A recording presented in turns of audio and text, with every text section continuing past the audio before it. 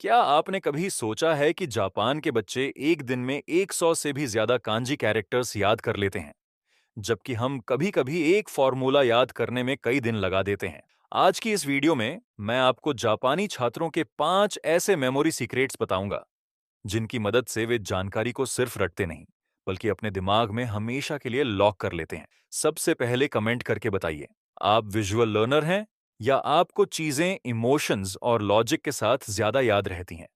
चलिए शुरू करते हैं। पहला सीक्रेट है विजुअल कोडिंग, यानी तस्वीरों की ताकत। जापान में बच्चे कंजी को सिर्फ लिखकर याद नहीं करते, वे हर कैरेक्टर को एक तस्वीर की तरह देखते हैं। उदाहरण के लिए, पेड़ का कंजी कैरेक्टर देखने में ही एक पेड़ जैसा लगता है, जिसमें शाखाएं और जड़ें दिखाई देती हैं। यही वजह है कि उनका दिमाग शब्दों को नहीं, बल्कि तस्वीरों को याद रखता है। आप भी अपने नोट्स में छोटे छोटे सिंबल्स, ड्यूडल्स या स्केचेस बनाइए, क्योंकि हमारा दिमाग शब्दों की तुलना में तस्वीरों को कई गुना तेजी से प्रोसेस करता है। दूसरा सीक्रेट है इमोशन बेस्ड मेमोरी। जापानी मेमोरी एक्सपर्ट्स मानते हैं कि जिस जानकारी में इमोशन होता है, वह ज्यादा समय तक याद रहती है। मान लीजिए, आपको याद रखना है कि माइटोकॉन्ड्रिया सेल का पावर हाउस होता है। कल्पना कीजिए कि सेल के अंदर एक गुस्सैल बिजली घर बैठा है, जो बाकी सेल्स को ऊर्जा बांट रहा है। थोड़ा अजीब लगता है, लेकिन यही अजीबपन जानकारी को यादगार बना देता है। जितनी ज्यादा इमोशन, उतनी मजबूत मेमोरी। तीसरा सीक्रेट है इंटरलीव्ड प्रैक्टिस। हम में से ज्यादातर लोग एक ही सब्जेक्ट को घंटों पढ़ते रहते हैं, लेकिन जापानी छात्र ऐसा नहीं करते। वे मैथ्स के बाद हिस्ट्री, फिर फिजिक्स और फिर वापस मैथ्स पढ़ते हैं। जब आपका दिमाग बार बार विषय बदलता है, तब उसे हर बार जानकारी रिकॉल करनी पड़ती है। यही प्रक्रिया मेमोरी को और मजबूत बनाती है। अगली बार पढ़ाई का टाइम टेबल बनाएं तो सब्जेक्ट्स को मिक्स करके पढ़ने की कोशिश करें।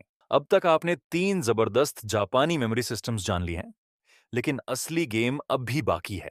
अगर अभी तक आपको कुछ नया सीखने को मिला है, तो वीडियो को लाइक जरूर कर दीजिए। चौथा सीक्रेट है टीचिंग एज रिकॉल। एक बार मैंने एक जापानी छात्र को दीवार से बातें करते देखा। पहले मुझे लगा कि शायद वह पागल है, लेकिन असल में वह एक बेहद शक्तिशाली तकनीक का इस्तेमाल कर रहा था। जो भी टॉपिक वह पढ़ता, उसे अपने शब्दों में ऐसे समझाता जैसे किसी 5 साल के बच्चे को पढ़ा रहा हो।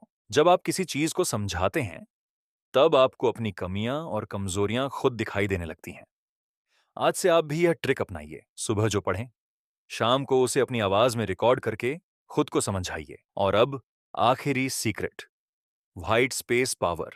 हमारे नोट्स अक्सर इतने भरे हुए होते हैं कि उन्हें देखकर ही थकान महसूस होने लगती है, लेकिन जापानी नोटबुक में हर महत्वपूर्ण पॉइंट के आसपास काफी खाली जगह छोड़ी जाती है, क्योंकि दिमाग को जानकारी को व्यवस्थित करने के लिए विजुअल स्पेस चाहिए होता है। जब पेज पर पर्याप्त खाली जगह होती है, तो रिकॉल करना आसान हो जाता है। अगली बार नोट्स बनाएं तो हर बड़े आइडिया के बीच थोड़ी खाली जगह जरूर छोड़ें।